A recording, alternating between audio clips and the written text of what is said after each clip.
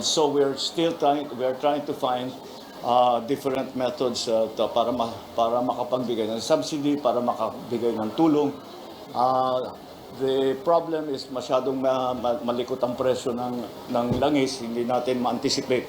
So we are still adjusting right now, but I think so far, kahit papaano, we will be able to soften the blow. Ika nga,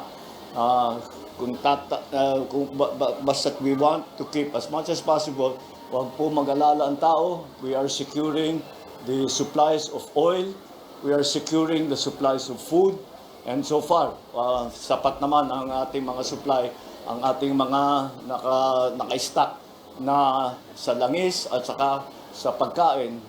Kaya ang binabantayan na lang natin ngayon ang presyuhan.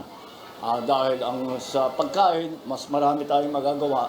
Pwede natin, naghahanap kami ng paraan pa para ibaba ang presyo ng pagkain. Yung langis, wala tayong magagawa dyan. Pero at least yung supply ay tinitiyak namin magkakaroon.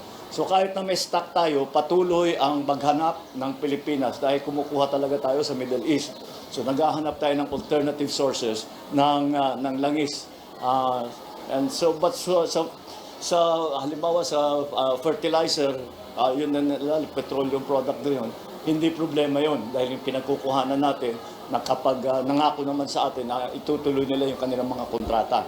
So we are adjusting well, and we want to, ang talagang habol namin dito is to keep yung hanap buhay ng tao, na meron sila pa rin hanap buhay. And the only way to do that is kung hindi natin, halimbawa yung mga transport workers, kahit na hindi itataas ang fare sa ngayon, deferred lang muna yung fare hike, dadagdagan naman natin ang tulong sa kanila para hindi naman sila malugi. Lalong-lalo na parating ang Holy Week, marami nang alam naman natin, napakaraming babiyahe para hindi mabawasan ang biyahe. So lahat ng ating mga pamilya ay makakapag-celebrate ng Holy Week na kasama ang kanilang mahal sa buhay.